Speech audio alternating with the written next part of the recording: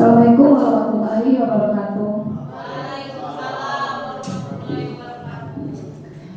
Yang pertama-tama kita panjatkan puji dan puja kepada Allah Subhanahu wa taala. Berkat beliau kita dapat hadir di ruangan ini dalam acara diseminasi penyebaran dan pemahaman dan penerapan pengalaman budaya positif di SMA Negeri 1 Kisam Tinggi. Yang terhormat Ibu Farisa Ernawati, Sarjana Pendidikan, Magister Pendidikan, Kepala Sekolah SMA Kisam Tinggi, dan juga yang terhormat Wakil Kepala Sekolah beserta Dewan Guru yang sempat hadir pada ruangan ini. Di sini saya lihat hasilnya Bapak Ibu sudah jenuh karena sudah siang ya. Nah, kalau saya mengatakan ada motivasi, saya mengatakan SMA Negeri 1 Kisam Tinggi. Nah, Bapak Ibu tolong jawab.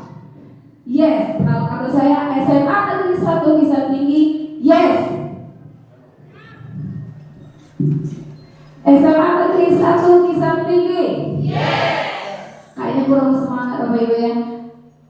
SMA Negeri 1 Kisam Tinggi, yes. Nah, semangat Pak, walaupun Pak Irfan katanya sudah lapar Pak tapi minta waktunya sebentar Pak. Kita akan bahas tentang budaya positif. Di sini yang akan kita bahas yaitu budaya positif di SMA Negeri 1 Kisam Tinggi. Nah, budaya positif di sini merupakan perwujudan dari nilai-nilai atau keyakinan universal yang diterapkan di sekolah. Nah, budaya positif ini contohnya apa Bapak Ibu? Yang ada di SMA kita. Budaya positifnya. Ada yang jawab Bapak Ibu budaya positif yang ada di SMA kita?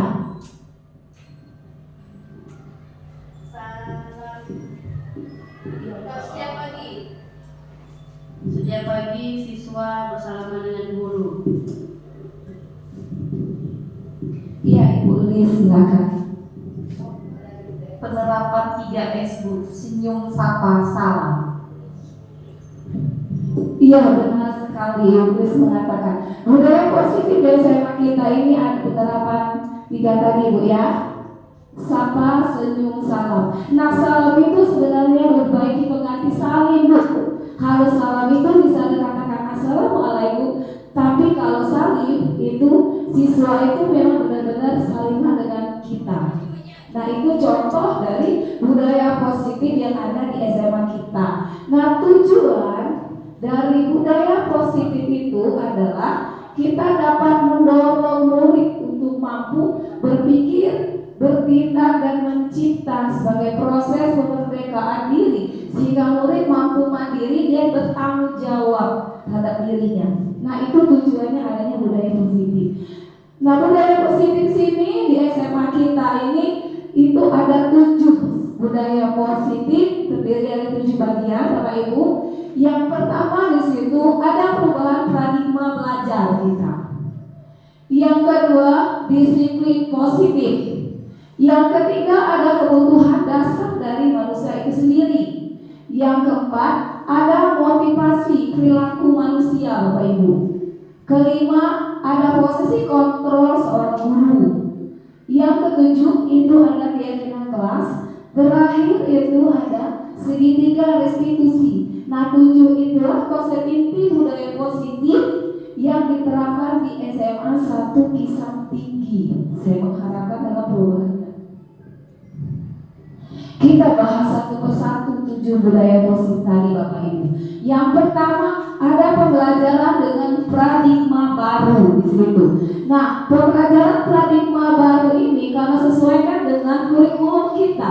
Kurikulum kita di SMA kita adalah kurikulum merdeka. Sesuaikan dengan profil pelajar Pancasila. Nah, profil pelajar Pancasila di situ ada 6 poin.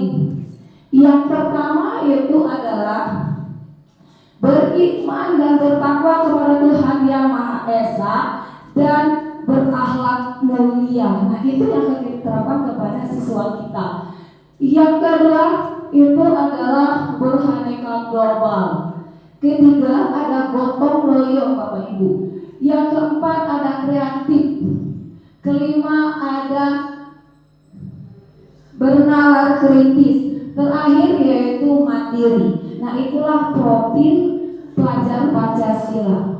Nah, di sini pembelajaran dengan paradigma baru merupakan pembelajaran yang dirancang berdasarkan prinsip pembelajaran berdiferensiasi sehingga para peserta didik belajar sesuai kebutuhannya berdasarkan tahap perkembangannya sesuai teori psikologi modern untuk mewujudkan yaitu profil pelajar Pancasila tadi Bapak Ibu. Yang kedua, disiplin positif. Nah, di sini Bapak Ibu, disiplin positif kita adalah pembiasaan hal-hal yang baik kepada siswa-siswa kita baik di kelas maupun di luar kelas. Mencakup sikap atau berlaku maupun tutur kata oleh seluruh warga sekolah, termasuk di dalam situ guru, murid, dan juga yang ada berada di lingkungan sekolah itu sendiri.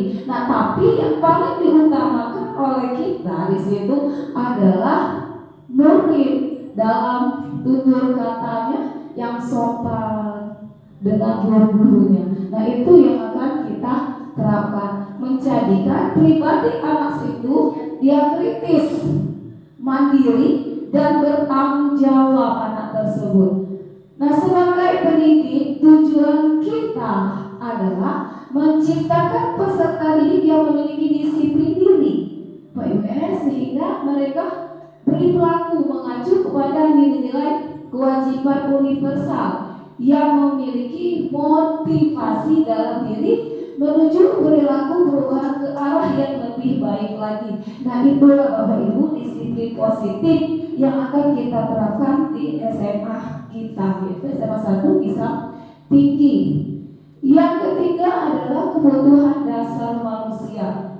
Kita ketahui Bapak Ibu, kebutuhan dasar manusia ini merupakan sesuatu yang kita lakukan untuk mendapatkan apa yang akan kita inginkan. Seluruh tindakan yang kita lakukan memiliki suatu tujuan. Nah, semua usaha terbaik yang kita lakukan agar kebutuhan dasar kita tersebut terpenuhi dengan baik.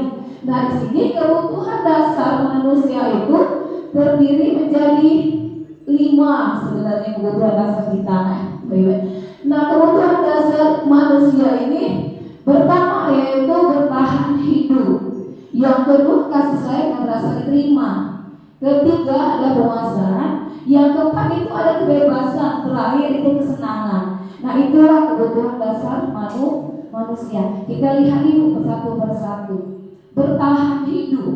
Nah, bertahan hidup terdiri dari makanan, pakaian, tempat tinggal, keamanan, dan kesehatan. Nah, kita di kelas di ruangan ini sepertinya untuk bertahan hidup. Nah, bertahan hidup ini dapat kita terapkan juga dalam kelas Bapak Ibu.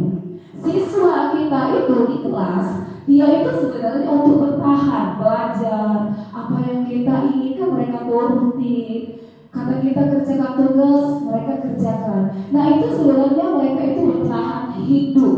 Bertahan hidupnya bertahan untuk belajar, untuk mencapai apa yang mereka cita-citakan Bapak Ibu. Yang kedua, kasih sayang dan rasa diterima. Nah, di sini pengertiannya, rasa diterima itu dipedulikan, berbagai kerjasama, dan menjadi bagian dalam kelompok. Nah, kasih sayang dan rasa diterima ini, Bapak Ibu, siswa kita di kelas itu sebenarnya dia itu nakal, siswa itu banyak masalah. Itu sebenarnya mereka itu bukannya mereka itu anak yang bandel sebenarnya Bapak Ibu. Mereka itu adalah anak-anak yang butuh kasih sayang. Mungkin di rumah kasih sayang dari orang tuanya kurang. Bukan berarti tidak ada orang tua Bapak Ibu ya. Di sini anak kita di rumah kemungkinan orang tuanya sibuk dengan pekerjaan dia mencari nafkah, sehingga dia kurang memberikan kasih sayangnya kepada anak-anaknya. Nah, anak-anak tersebut mencari perhatian dia mau cari perhatian dengan siapa lagi Bapak Ibu? Kalau tidak dengan kita sendiri. Nah jadi kalau anaknya kurang terlambat terus, Bapak Ibu boleh dipanggil itu. Kita panggil, kita tanyai bagaimana keadaannya. Nah kemarin kami waktu adanya CGP Lokakarya, kasih sayang ini benar kata salah satu CGP kan kemarin, itu dianya ada siswa yang sering datangnya terlambat. Nah ditanya, dipanggil, anak itu nakal Bu. Nah rupanya anak tersebut dari keluarga yang kurang kasih sayang kepada anaknya. Bapak ibunya itu mereka sibuk berusaha mencari nafkah sehingga mereka tidak ada kasih sayangnya kepada anak, kurang peduli Bapak Ibu. Nanti ya rupanya mencari perhatian kepada kita berikan kasih sayang, insya Allah anak tersebut akan mengalami perubahan yang lebih baik lagi. Itu kasih sayang. Yang ketiga penguasaan. Penguasaan harga diri, keinginan untuk dianggap pemimpin, berprestasi, diakui dan didengar. Nah di dalam proses belajar kita di kelas, penguasaan ini sangat perlu kepada anak. Ada anak itu kita suruh anak yang AA terus, sedangkan CB dia ini tidak pernah karena mungkin dia ini bandel, nakal. Nah sebenarnya anak seperti itu kita berilah kepercayaan Bapak Ibu kepada dia. Saat diskusi dia yang menjadi moderator, sesekali dia menjadi presentasi, sesekali dia disuruh dalam penanda jawab soal. Nah insya Allah tersebut dianya akan ada perubahan, dia nilainya akan baik, nah prestasinya akan mulai kelihatan tertinggi dia. Itu penguasaan. Yang keempat itu kebebasan. Kebebasan yaitu mandiri, memiliki pilihan, mencoba hal baru, dan mampu mengendalikan arah dirinya. Nah kebebasan sini Bapak Ibu di dalam kelas siswa itu perlu dalam berikan kebebasan karena kurikulum kita adalah kurikulum Merdeka Belajar. Nah kurikulum Merdeka Belajar itu sendiri anak-anak itu diberikan suatu kebebasan Bapak Ibu untuk memilih mata pelajaran pilihan dia. Jangan kita tekan, karena apa? Anak-anak kalau sudah SMA biasanya dia akan menentukan cita-cita jadi apa. Kalau dia ingin menjadi dokter, mungkin pelajarannya akan diperbanyaknya mata pelajaran pilihan dia akan mengambil kimia. Nah biarkan anak tersebut dia mengambil pelajaran kimia, jangan kita batasi. Atau dia ingin belajar kantoran, dia ingin mengambil mata pelajaran informatika sebagai mata pelajaran pilihannya. Biarkan anak tersebut mengambil sih. Kita sebagai guru hanya bisa kita itu mengiringi anak tersebut. Yang terakhir kesenangan. Nah kesenangan sini bermain, humor, antusias dan tertawa. Bapak Ibu di kelas sebenarnya kita mengajar. Kalau kita mengajar hanya menyampaikan materi kepada anak, kadang-kadang anak-anak tersebut dianya jenuh Bapak Ibu ya. Dia jenuh. Nah dengan itulah kita ada permainan.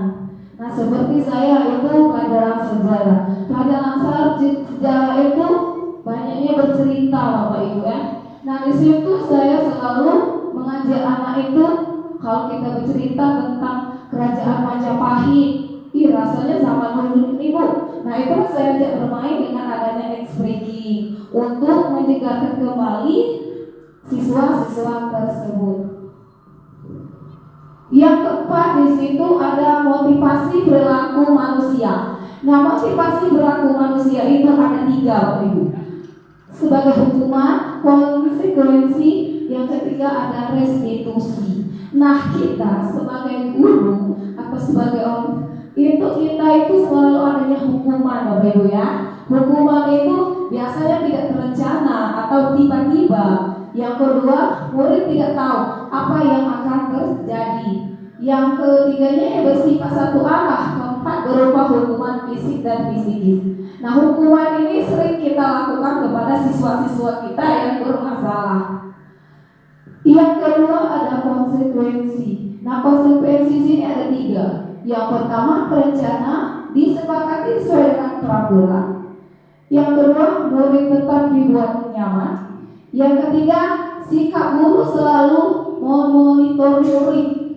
Nah, konsekuensi ini sering kita lakukan juga Bapak Ibu pada siswa-siswa kita di kelas, yaitu ada rencana, ada sesuatu aturan yang kita sepakati kepada siswa-siswa kita di kelas. Kalau kita belajar, anak-anak tidak boleh gitu yang namanya belajar itu sambil makan dan minum. Nah, itu kita sepakati. Murid tetap dibuat nyaman, nyaman mungkin. Sebelum kita belajar, anak-anak sebelum kita mulai pelajaran, lebih kita perhatikan kenyamanan kita. Apakah mereka mau duduk di bangku, atau mau ngeleseng, atau mereka mau belajar di luar, itu boleh. Asal anak itu nyaman dan juga dia bisa menerima pelajaran dengan kita dengan baik. Yang ketiga itu sikap guru selalu memonitor murid. Memang benar Bapak Ibu, kita selalu memonitor murid, kita selalu perhatikan murid kita. Kalau murid kita sudah mulai mengalami hal-hal yang tidak baik, mulailah kita lakukan namanya perubahan. Yang ketiga di situ adalah restitusi. Restitusi ini adalah ada dua. Yang pertama, proses menciptakan koleksi bagi murid untuk memperbaiki suatu kesalahan dia. Yang kedua, proses kolaboratif yang mengajarkan murid untuk mencari solusinya sendiri. Nah, itu restitusi nanti. Posisi kontrol guru. Nah, kita sebagai guru, Bapak Ibu di posisi kita di sini sebenarnya ada 5. Yang pertama tadi penghukum, yang kedua membuat merasa bersalah, ketiga yaitu kita sebagai teman, yang keempat itu sebagai pemantau, terakhir yang kelima kita di situ sebagai manajer. Kita sini lihat satu persatu sebagai penghukum.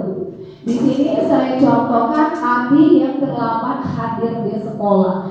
Karena kita sebagai penghukum, biasanya kita gunakan yaitu nada suara tinggi, bahasa tutur atau melotot, tangan menunjuk-nunjuk kepada siswa. Nah, biasanya contoh seperti ini sering terjadi kepada kita seorang guru. Yang contohnya terang lagi, serang dan terang, dan tepat. Nah, ini sering kita lakukan kepada siswa-siswa yang bermasalah. Nah, ini kita kembali lagi kepada Ibu. Seandainya ada atasan kita kan manusiawi Pak Ibu. Terkadang kita datang tidak tepat waktu, mungkin telat 5 menit, 10 menit. Nah, itu posisi ini diterapkan atasan kepada kita. Bagaimana perasaan kita Bapak Ibu?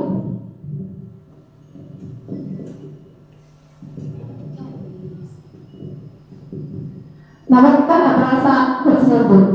Ada yang bisa menjawab?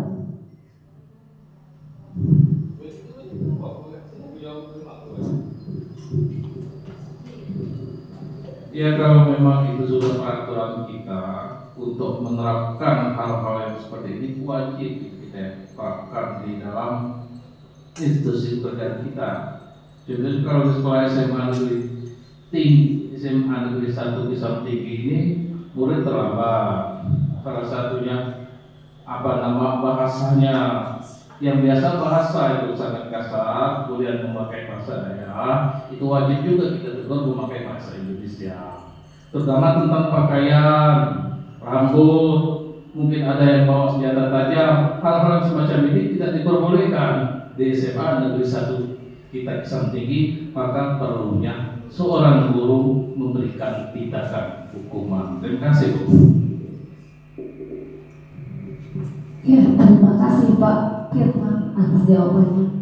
Nah, sini perasaan kalau kita membentak siswa pasti siswa tersebut atau murid tersebut dia akan marah. Kalau kita bentak Pak Firman kalau ada siswa lambat terdatang, dia bawa sajam dan sebagainya, kita itu tidak dengan nada kita tinggi menghukumnya. Otomatis yang dilakukan oleh siswa. Yang pertama, siswa tersebut dia akan marah. Mungkin dia akan bersifat agresif pada kita, Bapak Ibu ya. Jika sesudah kembalinya duduk di kelas, kemungkinan dia untuk mencurahkan kekesalannya kepada dia mencoret-coret meja atau mencoret-coret buku.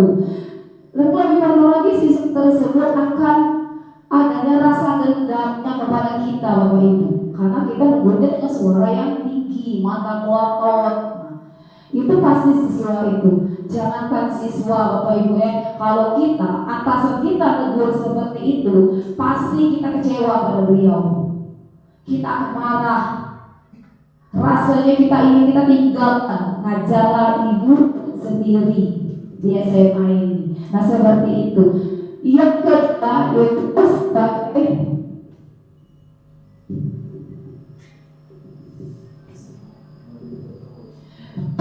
merasa bersalah. Nah, merasa bersalah ini dengan suara membekas. Hal itu sedikit bahasa turut apa pada anak lesu. Nah, contohnya seperti ini, Bapak Ibu ya. Adi, kamu ini bagaimana ya? Kamu sudah janji dengan ibu tidak akan terlambat lagi. Kamu kenapa ya? Senang sekali mengecewakan ibu. Ibu benar-benar kecewa sekali. Nah di situ bagaimana perasaan siswa kita kalau kita menasehati siswa itu dengan suara yang membahas.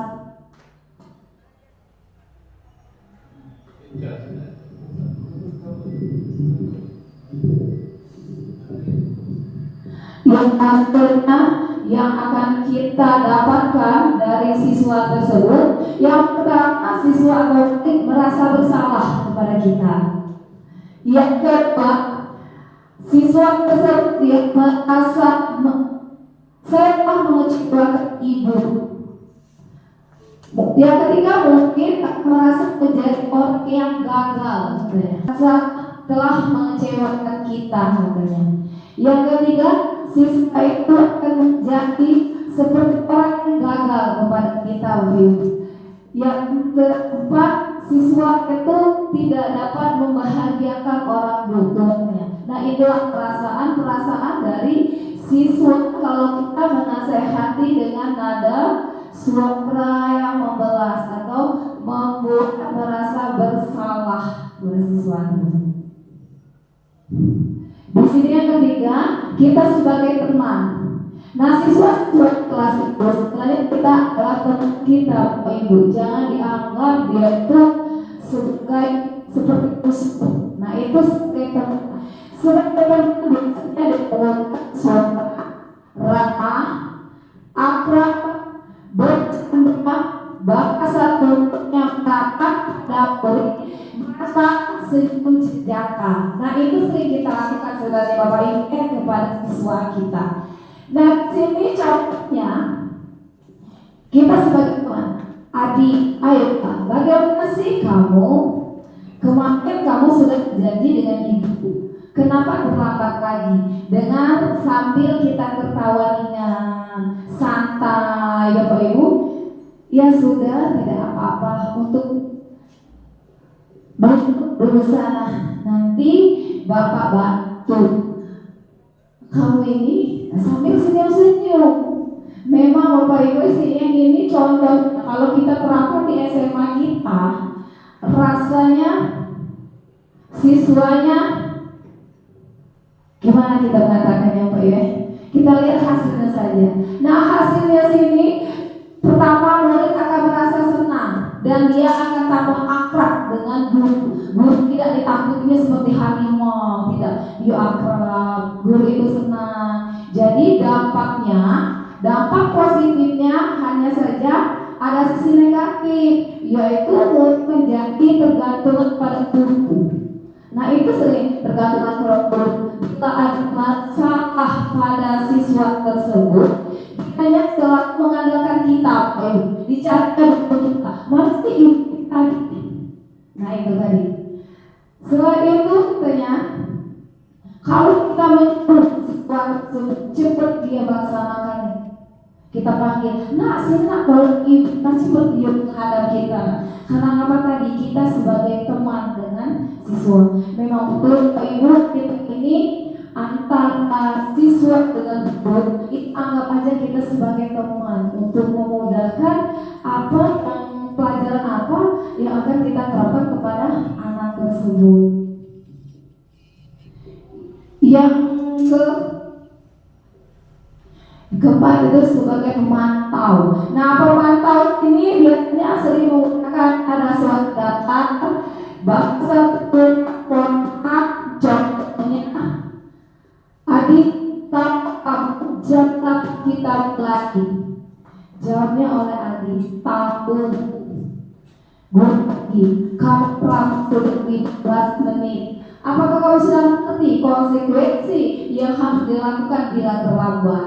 Jawab lagi oleh siswa tadi, Adi, paham Bu, saya harus tinggal kelas pada jam istirahat nanti dan mengerjakan tugas yang ketinggalan.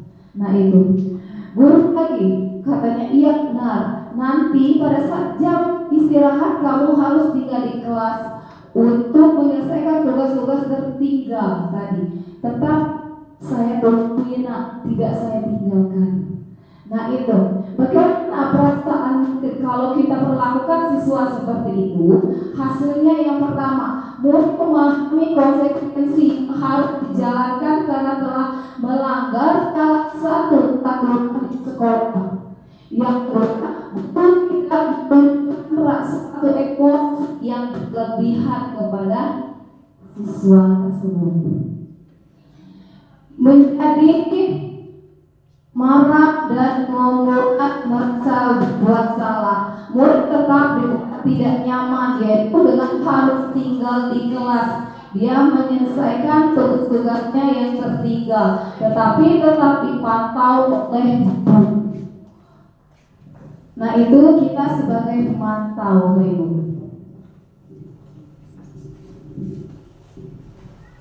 Yang terakhir kita sebagai manajer. Nah sebagai manajer di sini kita melakukan dan suatu bangsa kita harus mendekat kepada murid. Contohnya, dialognya antara guru dengan adik. Guru, adik, apakah kamu jam berapa sekolah dimulai? Jawab tadi, tahu kita sudah mulai jalan. Guru, iya, jadi kamu terlambat. Kira-kira bagaimana kamu akan berbagi masalah? Adik jawab lagi, saya bisa menanyakan terus saya Pak untuk mengajar tugas yang tertinggal. Guru lagi, baik, itu bisa dilakukan. Apakah besok akan ada salah untuk kamu? Perpisahan ke tempat waktu di sekolah. Jawab lagi banyak adik. Tidak, saya bisa hadir tepat waktu.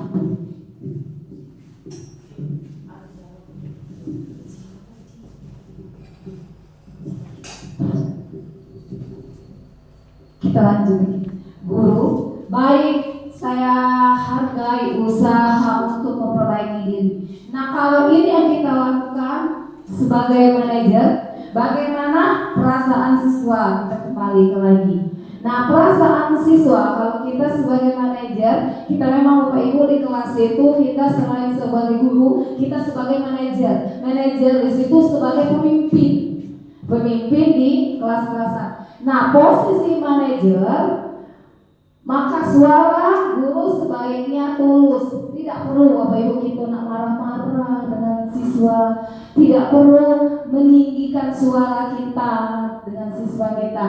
Apalagi kita menunjuk-nunjuk jari kepada murid, berkaca-kaca pinggang, atau bersikap seolah-olah menyesal, tampak sedih sekali akan perbuatan murid, ataupun bersendak gurau menempatkan diri sebagai teman pada murid. Nah itu sebenarnya tidak perlu kita posisi itu kita lakukan kepada siswa walaupun kita sebagai manajer. Fokus saja Bapak Ibu kita kepada murid, bukan untuk membahagiakan guru dan orang tuanya.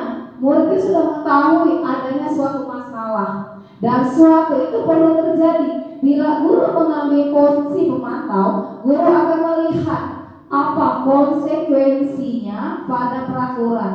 Namun pada posisi manajer, guru akan mengembalikan tanggung jawab pada murid untuk mencari jalan keluar dari permasalahan, dan guru hanya bisa membimbing.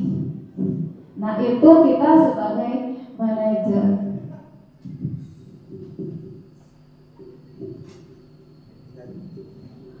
Di sini contoh lain penerapan 5 posisi kontrol guru. Yang kedua sebagai yang pertama sebagai pengukur, yang kedua penguat merasa bersalah. Nah, kita lihat di sini sebagai penghukum. Penghukum itu berdiri dengan sebelah kaki di depan kelas. Kita sering Bapak Ibu ya, kalau ada pelajaran kita siswanya mungkin dianya datang terlambat. Nah, kita hukum saja dia. Apa hukumannya? Mungkin contoh di sini saya lihat contohnya yaitu berdiri dengan sebelah kaki, atau dianya tegak di papan di depan tempat tulis untuk mengikuti pelajaran kita. Itu sebagai penghukum. Yang kedua, penguat merasa bersalah. Kita sesekali Ibu sudah ingatkan, kamu senang ya melihat ibu terus bertindak seperti ini. Nah, sering kita Bapak Ibu ya, siswa ibu di kelas sudah kita hukum sekali, besoknya ulang lagi ya Bapak Ibu ya. Besoknya ulang lagi. Nah, buatlah siswa itu bagaimana caranya dia merasa bersalah kepada kita Bapak Ibu. Dengan dia merasa bersalah, maka dia akan memperbaiki lagi kesalahan yang dia lakukan. Penerapan 5 posisi kontrol tadi. Yang pertama tadi, yang ketiga ini sebagai teman, yang keempat sebagai pemantau. Kalau sebagai teman, ayo dong kamu kerjakan tugasnya, nanti kalau sudah selesai kita main game. Nah, kalau ini kita terapkan di SMA kita, rasanya siswanya bersemangat Bapak Ibu belajar karena kita ajak untuk bermain game. Sebagai pemantau, kamu sudah melakukan kesalahan dan sudah mengetahui konsekuensinya sekarang. Selesaikan dan segera kita kumpulkan. Nah, itu sebagai pemantau dalam dia mengerjakan tugas-tugasnya. Kita kasih tugas, maka dia mengerjakan tugasnya itu kita pantau. Kalau selesai silakan dikumpulkan kembali. Yang terakhir sebagai manajer tadi, apakah kamu tahu kesalahannya? Keyakinan sekolah apa yang kamu langgar, apa yang akan kamu lakukan untuk menyelesaikannya. Nah, ini kita sebagai guru, manajer, pemimpin, kalau ada siswa kita bermasalah, jangan kita marah-marah tidak tahu diri gitu. Nah, kita ketahui dulu permasalahannya apa, keyakinan kelas dilanggarnya apa, dan juga penyelesaiannya gimana siswa tersebut. Nah, itu kita serahkan kepada siswa.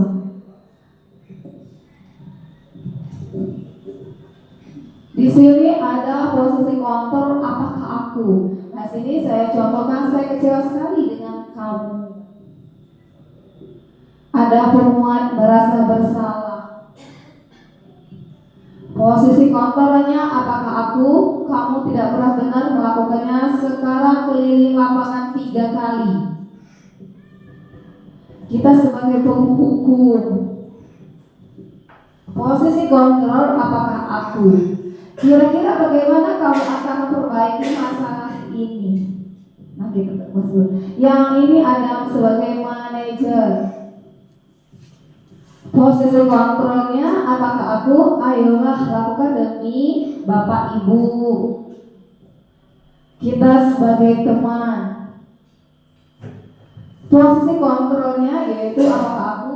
Di sini kita lihat kamu tuh sudah terlambat 15 menit. Apakah kamu sudah mengerti konsekuensi yang dilakukan bila terlambat? Nah, itu tanyakan lagi kepada siswanya. Sebagai pemantau,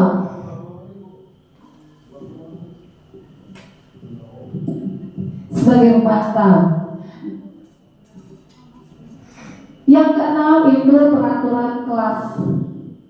Nah, peraturan kelas ini adalah aturan-aturan yang spesifik yang ditetapkan untuk mengatur perilaku siswa yang di dalam kelas. Nah, kita sebagai guru, sering adanya kita buat peraturan kelas kita. Nah, peraturan kelas itu sendiri itu dibuat untuk menciptakan lingkungan yang tertib, aman, kondisi belajar, proses belajarnya.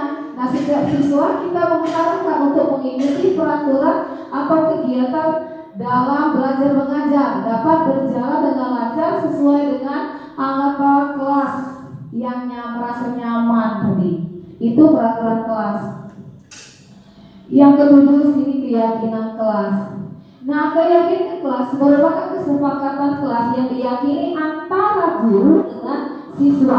Nah, keyakinan kelas ini Bapak Ibu itu sering kita buat sebelum kita melaksanakan proses belajar mengajar. Kita masuk ke kelas, setelah kita doa, setelah kita mengapresiasi, biasanya kita buat keyakinan kelas. Nah, keyakinan kelas itu sendiri yaitu berupa pertanyaan yang universal, bukan menekankan kepada siswa. Nah, di sini keyakinan kelas, saya rasa Bapak Ibu di kelas saya sudah buat sebelum kita belajar, kita sudah membuat yang namanya keyakinan kelas. Nah, contoh keyakinan kelas Bapak Ibu itu seperti apa? Coba dari keyakinan kelasnya.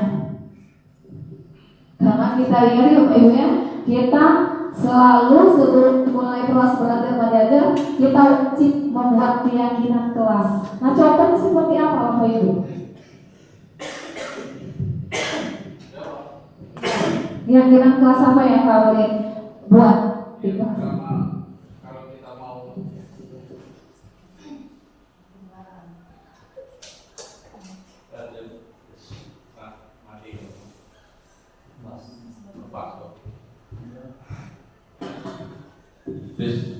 untuk keyakinan kelasnya saya kira kalau menurut Bapak sendiri biasanya sebelum belajar itu siswa itu minimal kita doa dulu, itu salah satunya. Keduanya apakah meyakinkan siswa bahwa kita harus masuk tepat waktu supaya siswa itu bisa juga menurut seorang guru ataupun pengajar. Lebih-lebih yang lebih penting bagi saya sebagai guru, saya yang lebih dulu masuk ke kelas daripada siswa. Itu salah satu contohnya. Terima kasih Bapak.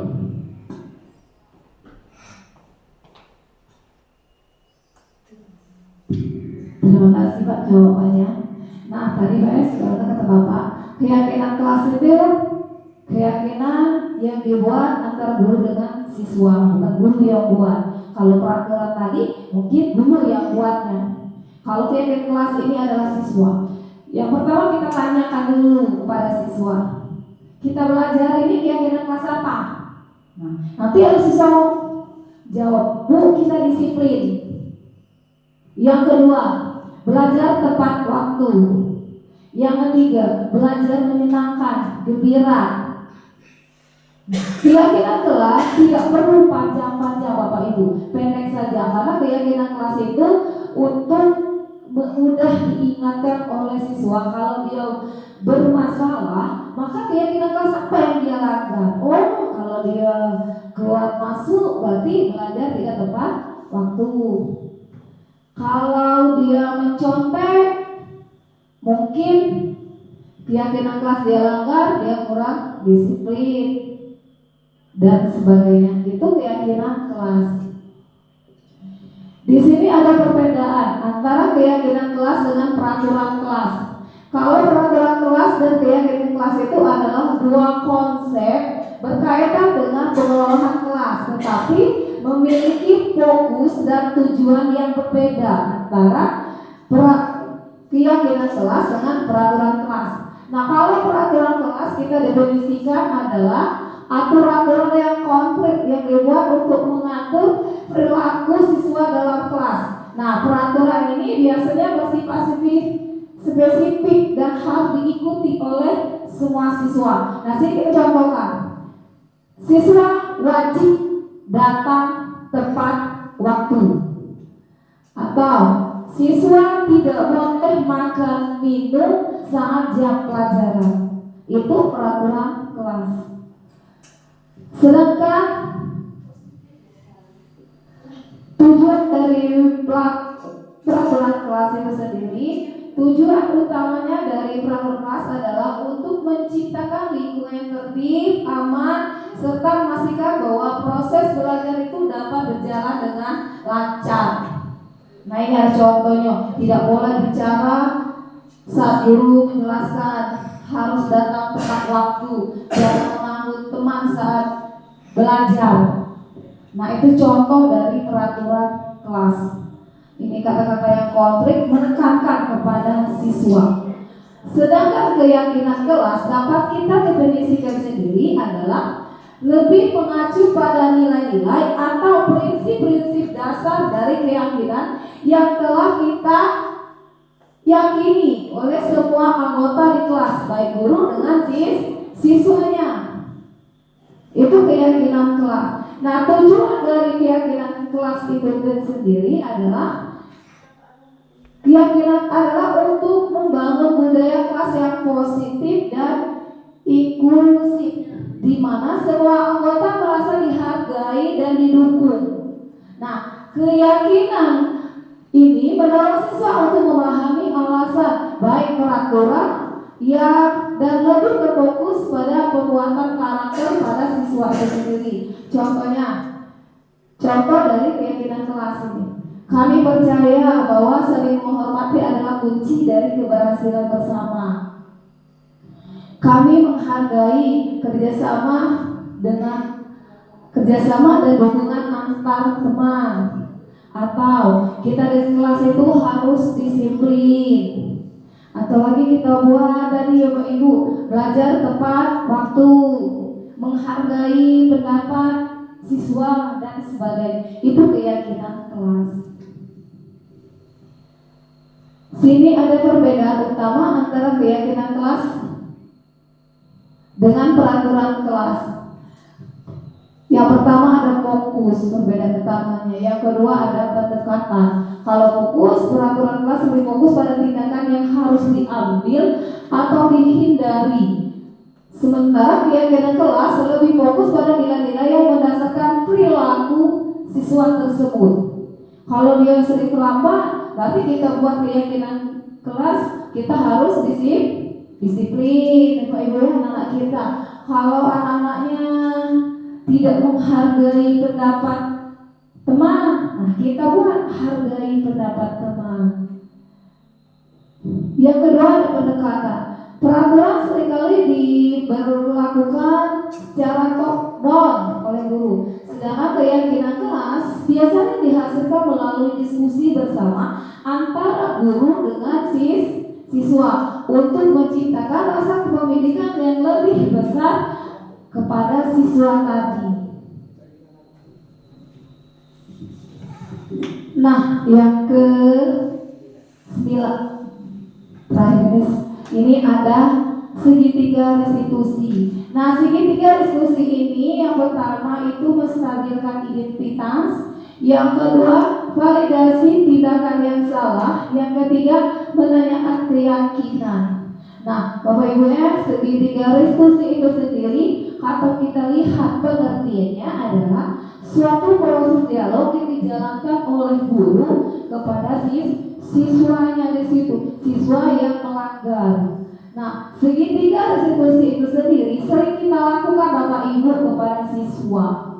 Nah, contohnya segitiga restitusi, kalau ada siswa terlambat, kita panggil siswa tersebut dengan nada yang rendah, malas, kita tanyakan. Dan kita tanyakan, apa penyebab dia terlambat? Nah, keyakinan kelas apa yang dia langgar? Dan keyakinan kelas apa lagi untuk menyelesaikan permasalahannya bagaimana? Itu segitiga restitusi. Nah, Bapak Ibu, segitiga restitusi ini sendiri kemarin kami berkolaborasi dalam konteks pemahaman materi. Kalau kita lihat kalau untuk TK, SD, SMP, anak-anak yang bermasalah atau masalah yang ada di sekolah itu sendiri itu belum terlalu besar. Mereka paling terlambat datang, mencontek, Bapak Ibu ya, atau mereka itu mengganggu teman. Nah, kalau di SMA ini dia mengatakan ada yang namanya itu narkoba, Ibu, ada kehamilan di luar nikah, ada juga pergaulan bebas. Itu permasalahan itu berlaku di SMA, sering kita temukan. Nah di situ secara tidak langsung kita sudah menggunakan segitiga restitusi. Kalau permasalahannya itu tidak terlalu berat, biasanya yang menyelesaikan hanya guru dengan siswa. Kalau permasalahannya itu sudah berat, seperti kehamilan atau narkoba atau lagi itu pergaulan bebas, nah itu biasa kita kembalikan lagi kepada wali kelasnya, Bapak Ibu. Wali kelas itu wajib bekerja sama atau kolaborasi dengan guru BK, karena SMA itu berlaku mereka sudah ada semua guru BK. Nah guru BK berkolaborasi lagi mereka dengan yang namanya wakil kesiswaan. Wakil kesiswaan kita panggil juga dari kembali lagi dengan kepala sekolah. Nah itu kolaborasi kita, anak kita panggil, orang tuanya kita panggil, di ruangan tertutup tapi Bapak Ibu menyelesaikan suatu permasalahan. Jangan di ruangan terbuka. Kalau di ruangan terbuka, anak itu akan merasa malu, dia tidak akan mengakui permasalahannya apa.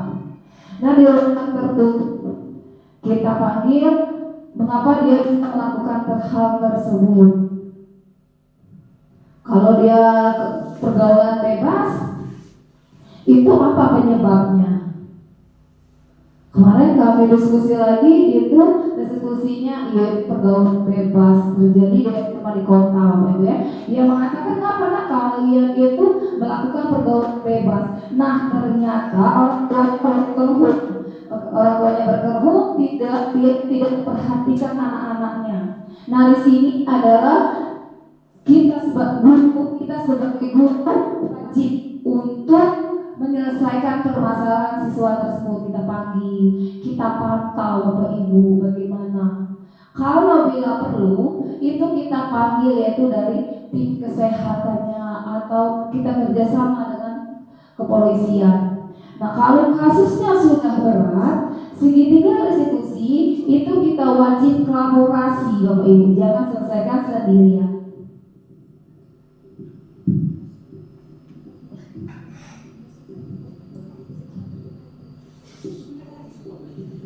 Di sini ada menstabilkan identitas. Nah, menstabilkan identitas dari 5. Yang pertama, berbuat salah itu manusiawi, Bapak Ibu ya. Yang kedua, tidak ada manusia yang sempurna di dunia ini. Dia pasti ada berbuat salah. Yang ketiga, Bapak Ibu juga pernah melakukan kesalahan seperti itu. Kita marah dengan teman, dengan siswa kita terlambat, padahal sebenarnya kita sering terlambat. Nah itu harus berkaca di situ. Yang keempat, Bapak Ibu tidak tertarik mencari siapa yang salah, tapi Bapak Ibu ingin mencari solusi apa dari permasalahan ini. Kita jangan mencari-cari permasalahan siswa, Bapak Ibu. Yang kita cari permasalahan siswa itu bagaimana kita untuk penyelesaiannya. Kalau kita mencari permasalahan siswa, tidak ada titik temunya, Bapak Ibu.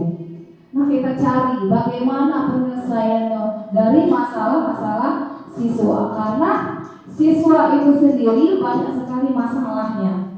Yang kelima itu kamu berhak merasa begitu. Nah itulah menstabilkan identitas. Siswa itu berhak dengan ada haknya. Ada validasi tindakan yang salah. Nah validasi tindakan yang salah ini ada 3 Bapak Ibu. Yang pertama, kamu pasti punya alasan mengapa melakukan hal itu. Nah sini kita kembalikan lagi kepada siswa. Kalau siswa datang terlambat, pasti ada alasannya mengapa Bapak Ibu. Nah kita tanyakan kepada siswa.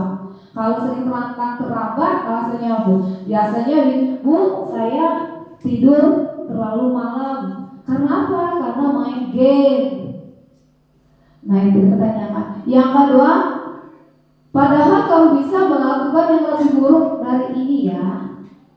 Kita tanyakan tindakan validasi yang bersalah yang keduanya itu padahal kamu itu bisa melakukan yang lebih buruk dari ini. Berarti kita itu siswa itu bisa melakukan tindakan yang lebih parah lagi. Dari data terlambat hanya 15 menit bisa hanya 2 jam.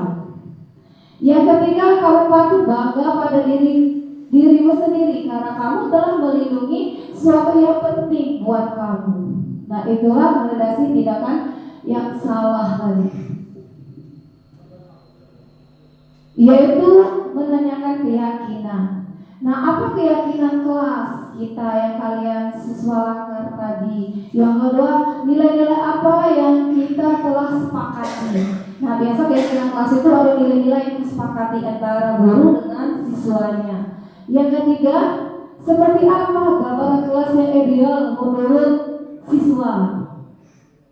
Mungkin tempat duduknya Bapak Ibu kita biasanya tempat duduknya seperti ini. Nah, kita atur tempat duduknya mungkin berbentuk letter U supaya siswa tersebut dan paham dari penjelasan materi yang kita jelaskan kepada siswa.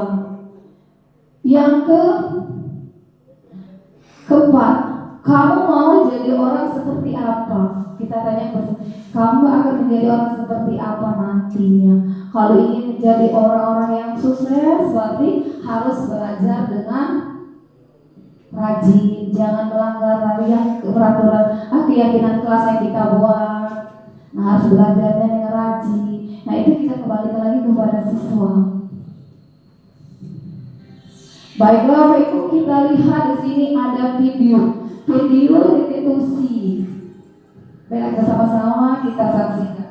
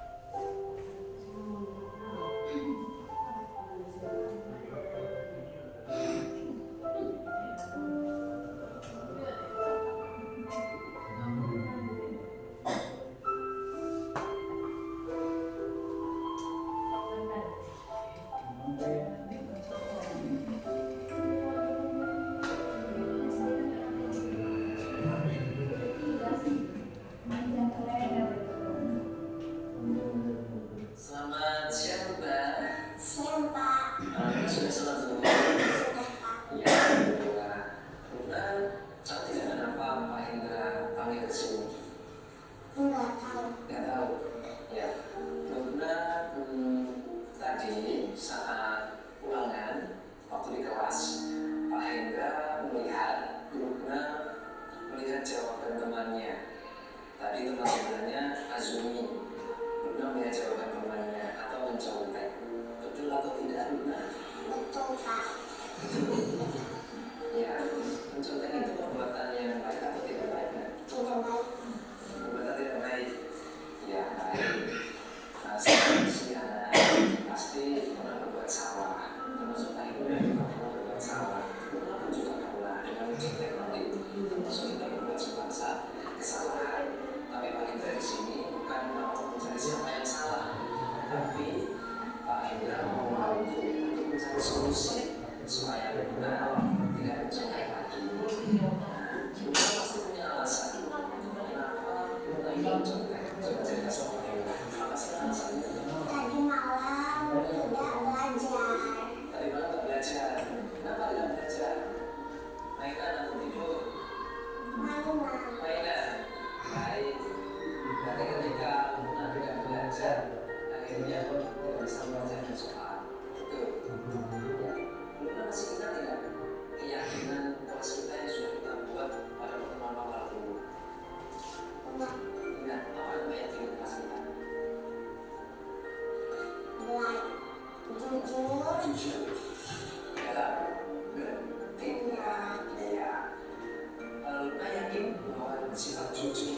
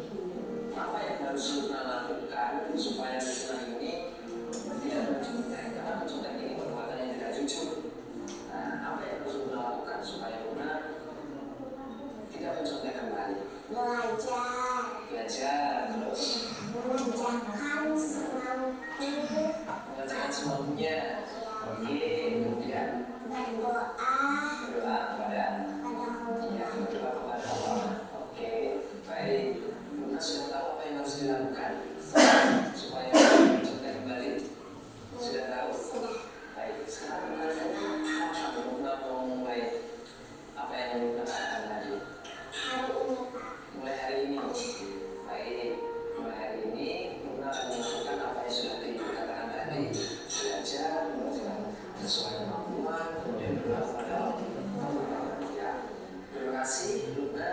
Aku yakin Luna dapat menjadi pribadi yang lebih baik lagi, menjadi anak yang solehah, menjadi kebanggaan orang tua. Ke atas Luna. Ya, siap untuk menjadi lebih baik. Siap. Oke.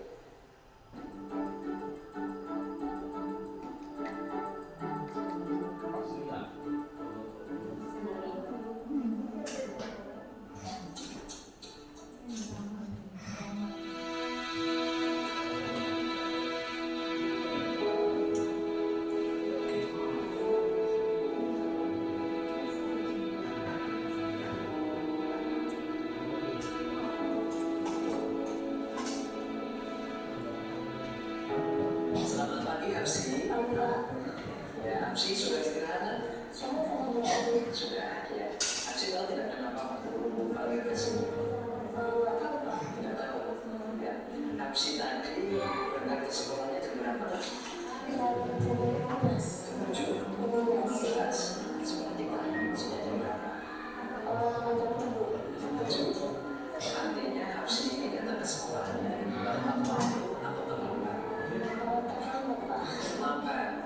Ya, terlambat ini perbuatan yang baik atau tidak baik sih? Tidak baik ya. Perbuatan yang salah terlambat itu baik. Setiap manusia sini pasti membuat kesalahan. Supaya benar pada juga pernah terlambat saat menghadiri sebuah acara. Tapi di sini Pak Indra bukan mau mencari siapa yang salah. Tapi Pak Indra mau membantu Apsi mencari solusi terhadap masalah keterlambatan Apsi datang ke sekolah. Apsi pasti punya alasan kenapa terlambat datang ke sekolah. Coba cerita sama Pak Indra. Tidurnya malam. Jam berapa tidurnya? Jam 9. Jam 9. Itu belajar atau ngapain? Nonton TV sama main handphone. Akhirnya punya kemaluan, punya kesiangan. Betul. Baik, Apsi masih ingat dengan kesempatan kelas atau yang dengan kelas yang sudah ditambah malam? Masih ingat? Apa itu? Disiplin dan tepat waktu. Apsi yakin kalau disiplin dan tepat waktu itu penting untuk kita. Apsi yakin ini dan itu. Yakin, baik. Sekarang apa yang harus Apsi lakukan supaya Apsi itu datang ke sekolahnya tidak terlambat, bisa tepat waktu dan disiplin?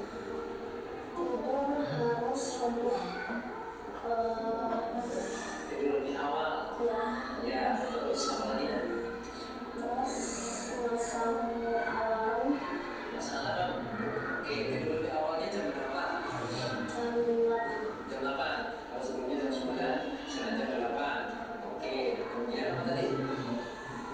Masalah. Baik. Masalahnya sebelum sholat subuh, supaya Apsi juga bisa melaksanakan sholat subuh. Oke. Apsi sudah tahu apa yang harus dilakukan? Kapan mau mulainya?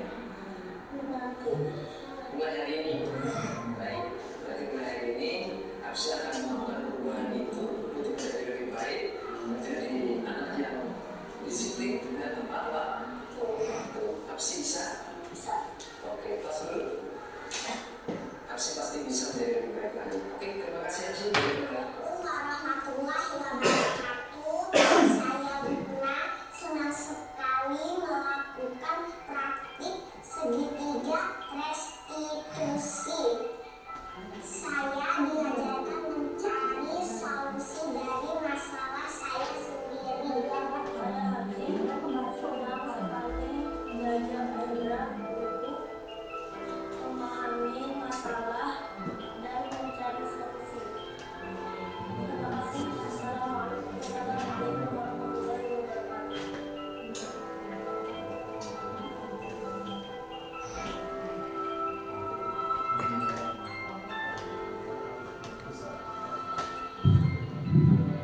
Baik, itulah Bapak Ibu contoh skenario dari segitiga restitusi. Kalau kita menangani masalah pada siswa-siswa kita, dengan itu, dengan berakhirnya video, atau adakah Bapak Ibu ingin menanggapi video tadi? Ada yang mau menanggapi sebelum kita akhiri, menanggapi dari video tersebut? Oh, tidak ada kata Pak Irfan. Baiklah kalau tidak ada, di sini dengan berakhirnya video tersebut maka berakhir juga dari pertemuan kita. Tidak lupa saya mengatakan dulu, salam guru bergerak. Harus kita bergerak, harus mengalami yang namanya perubahan. Kita sebagai guru harus mengalami perubahan. Dengan itulah saya katakan salam guru bergerak. Dengan itu mengucapkan Waalaikumsalam warahmatullahi wabarakatuh.